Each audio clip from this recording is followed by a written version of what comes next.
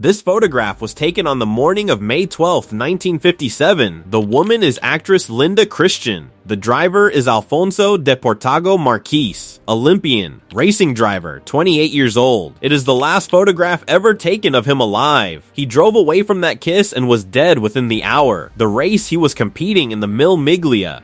1,000 miles of open Italian public road raced at full speed did not survive the day either. By sundown on May 12, 1957, the most famous road race in the world had been cancelled. It has never run again. The Mille Miglia, the 1,000 miles, began in 1927, conceived by two Italian counts who were upset that their hometown of Brescia had lost the Grand Prix to a new circuit at Monza.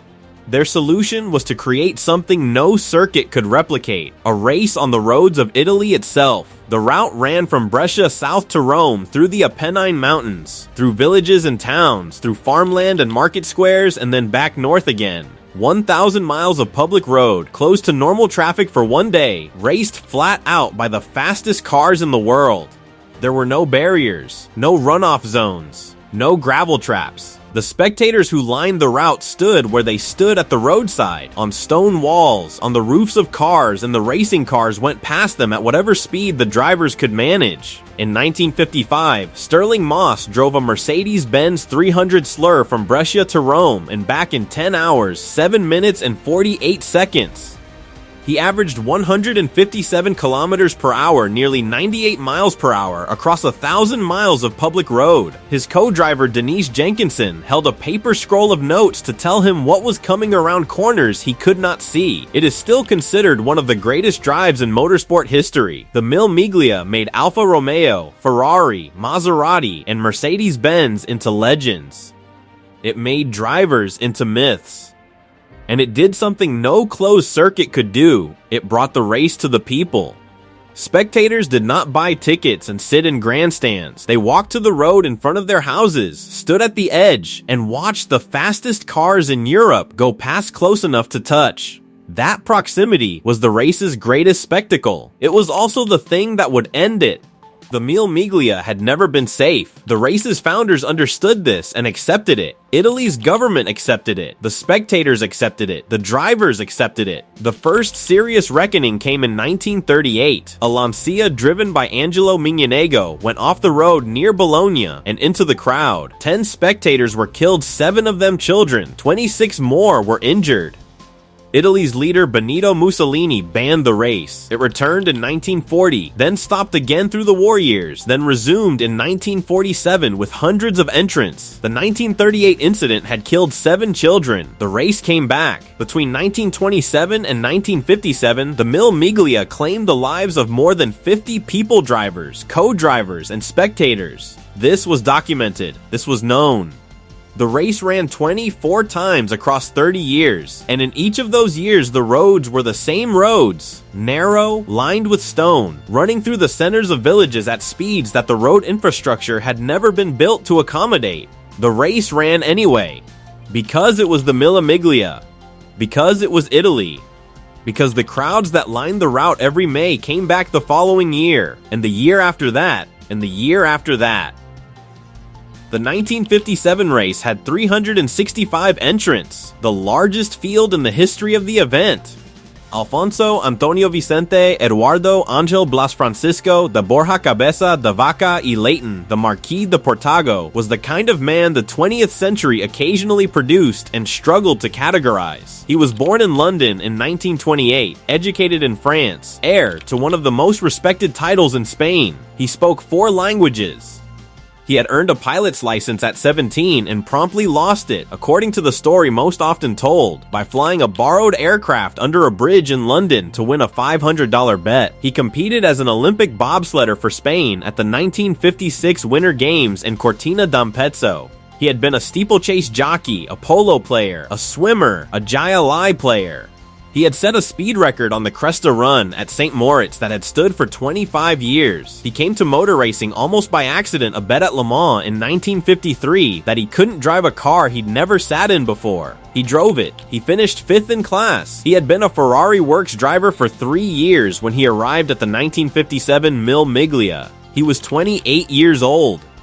He was not supposed to be in the race at all. Ferrari had added him to the entry only after another driver, Cesare Perdisa, had quit racing entirely following a colleague's death earlier that year. De Portago had his doubts about the Mille Miglia specifically. He had said publicly that the race was too risky, that racing on public roads, where you could not know the surface conditions in advance, where a cat's eye road marker or a patch of oil could destroy you, was a different kind of risk from circuit racing. Enzo Ferrari had encouraged him to enter anyway. On the open road, Ferrari told him, "You learn to improvise, you learn to react. On the open road, you become a great driver." De Portago went racing. He had also said, at some point in the years before 1957, that he was certain he would not die in an accident. He would die of old age, he said, or be executed in some gross miscarriage of justice. His co-driver Edmund Nelson had a different view. Nelson told people who asked that De Portago would not live to see 30. De Portago was 28. The 1957 Mille Miglia began in the late evening of May 11th and ran through the night and into the following day. Cars left Brescia at 1-minute intervals, each car's number corresponding to its start time. De Portago and Nelson, car number 531, left Brescia at 5:31 in the morning of May 12th. The race ran south to Rome and back north to Brescia. By the time the leaders were returning north through the Po Valley, the day had warmed. The roads that had been cool and damp in the early hours were dry now. Fast. The cars pushing at speeds that asked everything from their tires. Somewhere on the return route, the accounts vary on the precise location, some placing it at Florence, others at a checkpoint near Rome. De Portago stopped briefly. Linda Christian, the Mexican actress he had been seeing, was there. The crowd surged forward. De Portago got out of the car, ran to the fence where Christian stood, kissed her, held her for a moment, then ran back to the Ferrari and drove away. A photographer captured the moment. The photograph, later named Il Bacio della Morte, the kiss of death, shows Christian leaning into the cockpit. De Portago is grinning. The crowd around them is smiling. It looks like joy. He drove north. He was running in third place overall. The finish was at Brescia. He had perhaps an hour left of racing.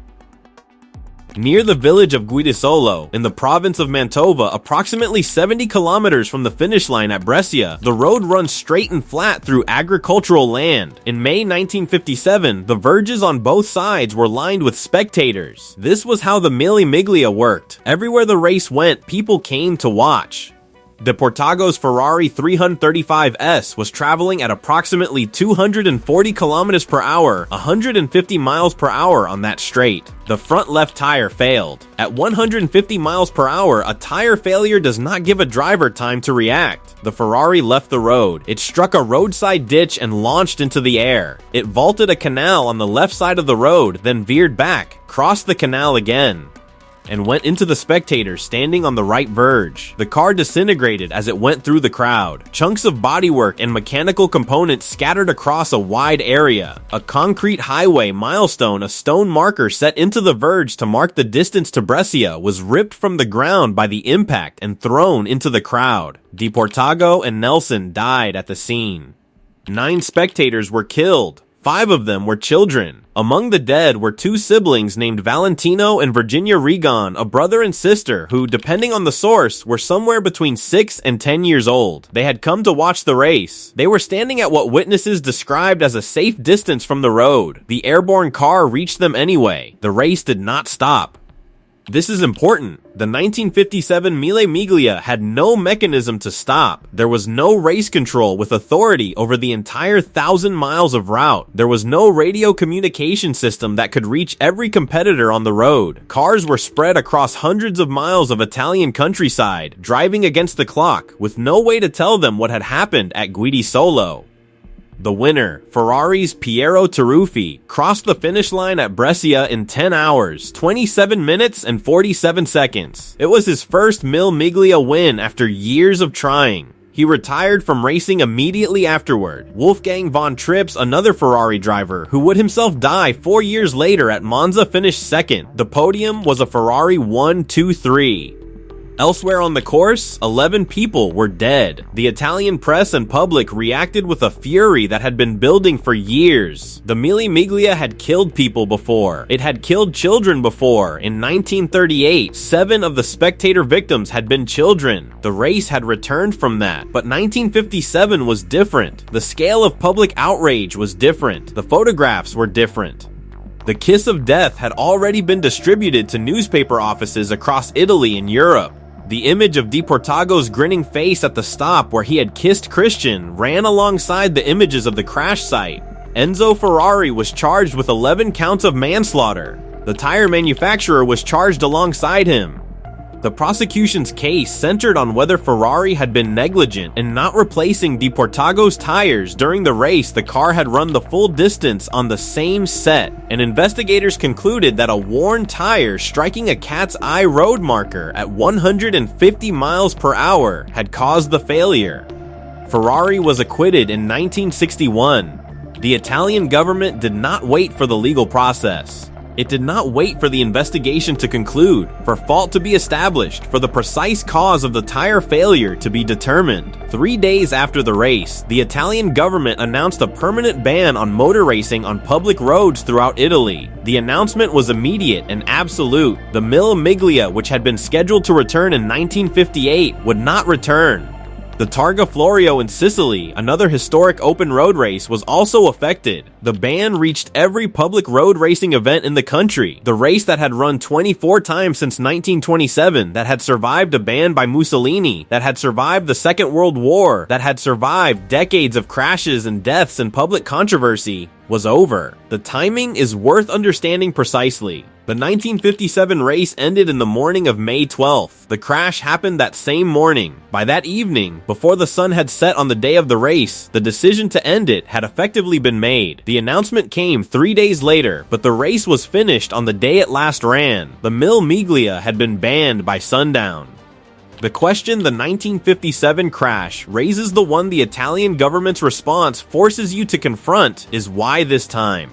The 1938 crash had killed 10 spectators, 7 of them children. The race had returned. In the 30 years the Mille Miglia ran, more than 50 people died on the route. The race had returned each time. What was different about Guidizzolo? Several things had changed between 1938 and 1957. The cars were significantly faster. A 1938 Mille Miglia winner averaged roughly 135 kilometers per hour across the route. By 1957, the leaders were averaging over 170. The gap between what the cars could do and what the roads had been built to accommodate had grown every year. The cameras were faster too. The photograph of De Portago kissing Christian existed. It had been taken. It was already in the hands of photographers and newspapers before the crash happened. When the reports of the crash came in, the image of the grinning young man at the stop was already developed, already printing. The sequence joy, kiss, death, dead children could be told in photographs in a way that the 1938 crash, in a world without that kind of instant visual documentation, could not.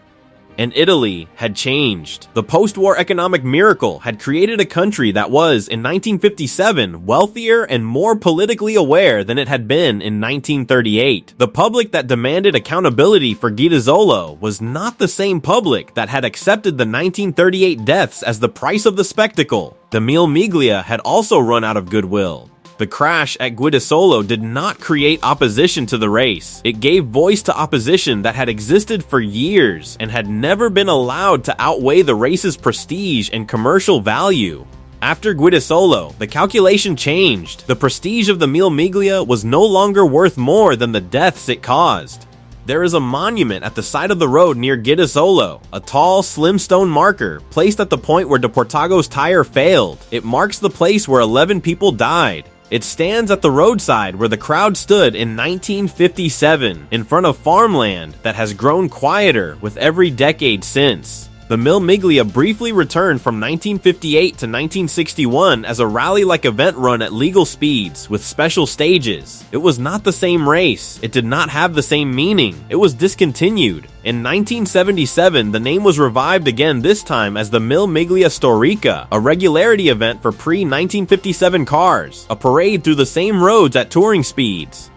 honoring the race rather than running it. It still takes place every year. The cars that participate must have competed in or been registered for the original race. They drive the same roads through the same towns past the same stone walls. They do not race. Enzo Ferrari was acquitted in 1961. The tire manufacturer was acquitted. The investigation concluded that a road marker, a cat's eye stud set into the surface near Ghidizzolo, was probably struck by the Ferrari at speed, causing the tire to fail. Nobody was found legally responsible for the deaths. The race was found responsible. That was enough. Alfonso de Portago had been uncertain about the Mille Miglia. He had said it was too risky. He had said you could not know the road conditions in advance, could not plan for what might be hidden in the surface. He was right about all of it. He raced anyway. He kissed Linda Christian. He drove north toward Brescia. The photograph that remains is the one taken before he left. He is grinning. The crowd around him is smiling. It looks like joy.